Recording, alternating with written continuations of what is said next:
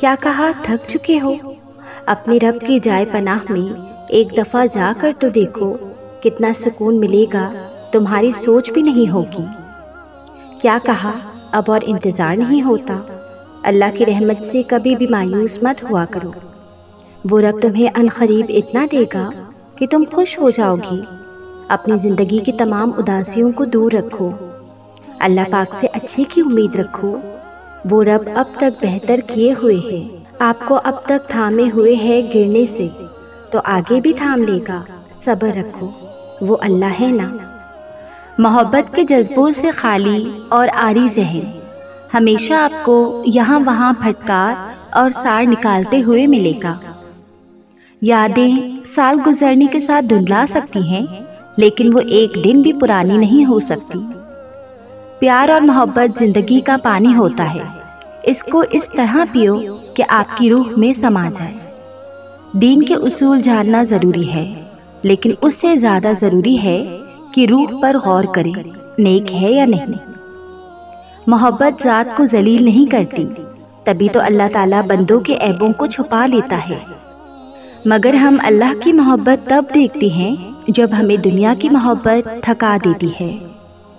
گناہ کچھ اور نہیں ہے بلکہ وہ دیوار ہے جو انسان نے اپنے اور اللہ کے درمیان حائل کر لی ہے۔ اگر تو چاہتا ہے کہ خدا تجھ پر مہربان ہو تو اللہ کی مخلوق سے بھلائی کر۔ اللہ سے کبھی مانگ کر نہیں روتے، بلکہ اللہ سے رو کر مانگتے ہیں۔ میں چاہتا ہوں کہ ہمیں ہدایت کا چراغ بنا دیا جائے۔ دنیا میں ہمیں کوئی جانے یا نہ جانے، مگر وہاں اوپر آسمانوں میں فرشتے ہمیں جانتے ہو، ہم سے محبت کرتے ہوں اور ہمارے لیے اللہ سے دعائیں کرتے ہوں۔ رزق اور موت انسان کو ڈھونڈ ہی لیتے ہیں۔ نرم مزاجی، اچھے اخلاق اور میٹھی مسکراہٹ ایمان کی نشانی ہے۔ فطری طور پر ہو تو اللہ کا کرم، اور کوشش سے پیدا ہو تو اللہ کا انعام ہے۔ اچھائیاں پھیلاؤ، اچھائیاں لوٹ کر تمہارے پاس آئیں گی۔ نہ لڑنا واحد جنگ ہے جس میں کامیابی یقینی ہے، مگر یہ سب سے کامیاب جنگ بہت کم لوگ لڑنا جانتے ہیں۔ لفظ کی دیکھ بھال نہ ہوتی رہے تو معنی باسی ہو جاتے ہیں۔ بیمار قوم کے اکثر لوگ خود کو ہٹا کٹا سمجھتے ہیں۔ نگاہیں نیچی رکھنے سے دل تک شیطان کے پہنچنے کا راستہ بند ہو جاتا ہے، کیونکہ آنکھیں روح کی کھڑکیاں ہوتی ہیں۔ جو شکر کو اپنی سواری بناتا ہے اسے اس کی بدولت اور ملتا ہے۔ امید پھیلانے والے شخص کے سو جانے پر شیطان شکر ادا کرتا ہے کہ اگر یہ جاگتا رہتا تو کسی نہ کسی کو مایوسی سے نکال لیتا۔ وہ صحابہ تھے کہ جنت کی بشارتیں سن کر بھی فکر مند تھے، اور یہاں ہم ہیں کہ بے شمار گناہوں اور بے ایمانی کے ساتھ بھی مطمئن ہیں کہ چھن جانے میں مصلحت خدا کی ہوتی ہے۔ ہر چیز کا پاس رکھنا بھی بہتر نہیں ہوتا۔ ہم اللہ کو کبھی پہلا اور واحد آسرا مانتے ہی نہیں، بلکہ ہمیشہ آخری آسرا سمجھتے ہیں، اس لیے بھٹکتے رہتے ہیں۔ ضمیر زندہ ہو تو کسی کے آنسو پوچھنے سے بھی سکون میسر ہوتا ہے، اور اگر مردہ ہو تو عبادتیں بھی سکون نہیں دیتی۔ ہم اگر زبان کی پھیلائی ہوئی مصیبتوں کا جائزہ لیں تو معلوم ہوگا کہ خاموشی میں کتنی راحت اور سکون ہے۔ جب کچھ نہ کر سکو تو دعا کیا کرو، اللہ کا ذکر دوا ہے، یقیناً اس میں شفا ہے۔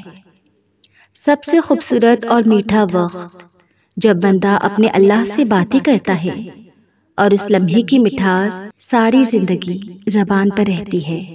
اتنا مت بولو کہ لوگ خاموش ہونے کا انتظار کریں، بلکہ اتنا بول کر خاموش ہو جاؤ کہ لوگ کچھ اور سننے کا انتظار کریں۔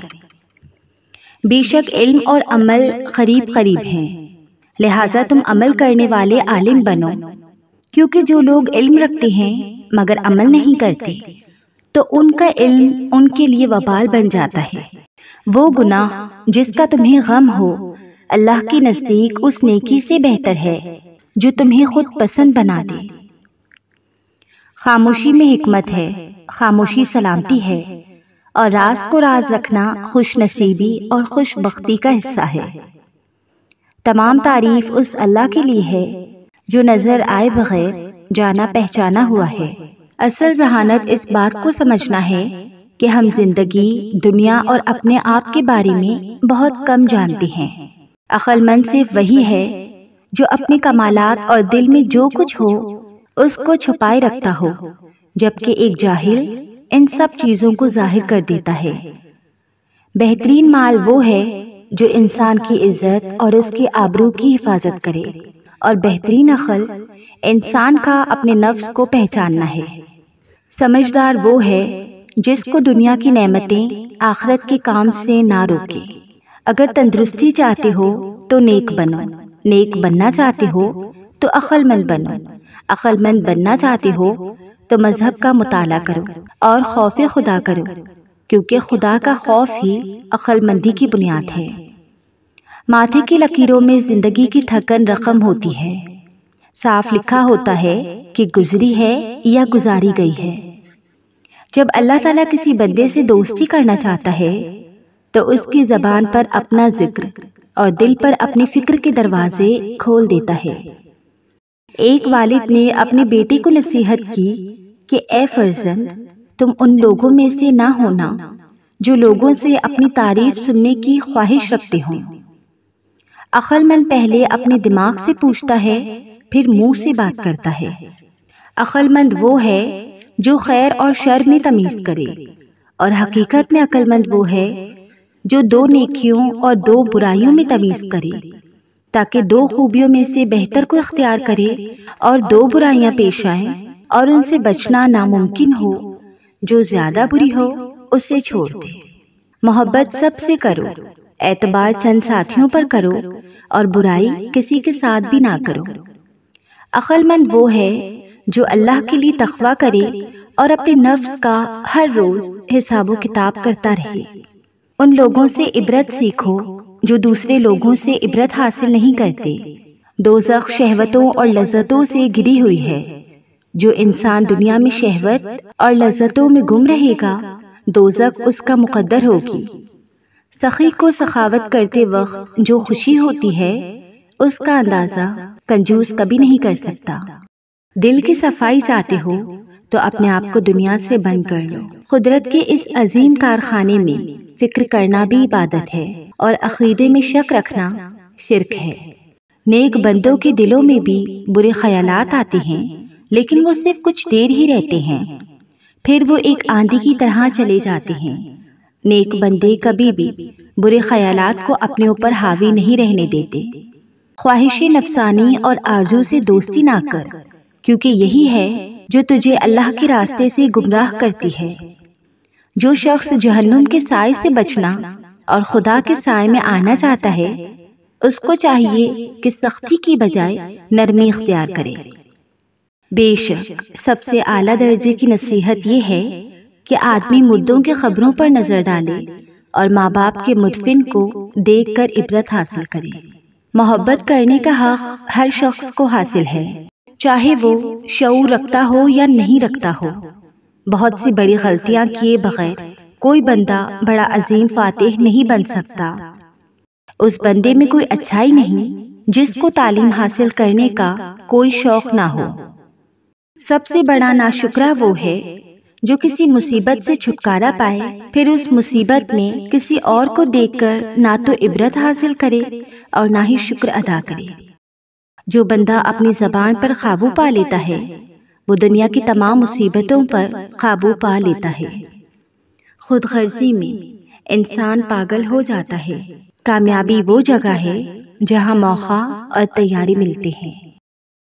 ہم یہ تو جانتے ہیں کہ ہم کیا ہیں، لیکن ہم یہ نہیں جانتے کہ ہمیں ہونا کیا چاہیے۔ بڑے نصیب والے ہیں جنہیں تاریک ترین لمحوں میں بھی امید کی کرن نظر آتی ہے۔ جو واقعی انسان ہوتا ہے وہ مرنے کے بعد بھی زندہ رہتا ہے، اور صبر کے ساتھ شکوے نہیں جڑ سکتے۔ صبر کا انداز الگ ہوتا ہے۔ آئی ہوئی مصیبت کسی بڑی مصیبت سے بچانے کا ذریعہ ہوتی ہے، اس لیے حالات کو اللہ کے سپرد ہی رکھنا چاہیے۔ دل کی نیت کا صاف ہونا کامیابی کی ضمانت ہے۔ اللہ تعالیٰ کے یہاں گنہگار کے آنسوؤں کی بڑی قدر و قیمت ہے۔ اللہ والے اللہ کے احکام کے مقابلے میں اپنی مرضی کو ختم کر دیتے ہیں۔ تو اپنے علم پر عمل نہیں کرتا تو پھر جس چیز کا تجھے علم نہیں وہ کیوں طلب کرتا ہے؟ جو علم سے دنیا کی عزت اور مرتبہ چاہتا ہے غالب نہیں ہوتا۔ اللہ سے محبت رکھنے والوں کو دیکھنا بھی خوش نصیبی ہے۔ دنیا حاصل کرنا کوئی برائی نہیں، لیکن جب دنیا کو آخرت پر ترجیح دی جائے تو پھر سراسر نقصان ہی نقصان ہے۔ میرے دوست، ہمیں بھی چاہیے کہ جو اچھی باتیں ہم لکھتے، پڑھتے اور سنتے رہتے ہیں ان پر عمل کریں۔ عمل سے ہی انسان کی اصلاح ہوتی ہے، عمل سے ہی زندگی بنتی ہے۔ اللہ پر اعتماد کرنے والے کا وقت اچھا ہی گزرتا ہے۔ جو عقل مند ہے وہ اپنی عقلوں کو اللہ کی ذات اور صفات کے سمجھنے میں ہی لگائے رکھتے ہیں، لیکن بے وقوف لوگ دنیا کے کاموں میں عقل استعمال کرتے ہیں۔ زندگی کو امانت سے گزار دو، کیونکہ یہ چلی جانے والی چیز ہے۔ اصل ناپاکی تو اندر کی ناپاکی ہے، باقی سب تو آسانی سے دھل جاتا ہے۔ تمہاری بادشاہی اس دن حق پر ہوگی جب تم نفس غلامی سے آزاد ہو جاؤ گی۔ بہت ہی مختصر کہانی ہے، زندگی کچھ بھی نہیں، فانی ہے۔ عروج پر ہے عزیز و فساد کا سورج، تبھی تو سوکھتی جاتی ہیں محبت کی جھیلیں۔ دنیا کو دھوکے کا گھر اس لیے کہا جاتا ہے، یہاں پر حقیقتیں الٹی نظر آتی ہیں۔ اگر کوئی آپ کا بغیر کسی غرض کے خیال رکھے، آپ کی خیر اور خبر رکھے تو قدر کرے، کیونکہ ایک بار یہ انمول موتی گم ہو جائے تو ملا نہیں کرتے۔ کچھ لوگ شیشے کی مانند ہوتے ہیں، جو سامنے آیا اسی کے ہو گئے۔ جب دل عاجز ہو جاتا ہے تو جسم اور گفتگو میں عاجزی نظر آنے لگتی ہے۔ دنیا سے منہ موڑ کر آخرت سے دل لگانا یہ مومن کی پہچان نہیں۔ یہ معاشرہ سب سے پہلے جس پر چوٹ لگاتا ہے وہ آپ کی ثابت قدمی ہے۔ خاموشی اور شور میں بس فرق اتنا سا ہے کہ خاموشی میں دل باتیں کرتا ہے اور شور میں زبان، اور دل کی باتیں آئینہ دکھاتی ہیں اور زبان آئینہ توڑتی ہے۔ ہم چاہتے ہیں کہ ہمیں بلندی عطا ہو، پر ہم یہ بھول جاتے ہیں کہ اپنی سوچ بھی بلند کرنی ہوتی ہے۔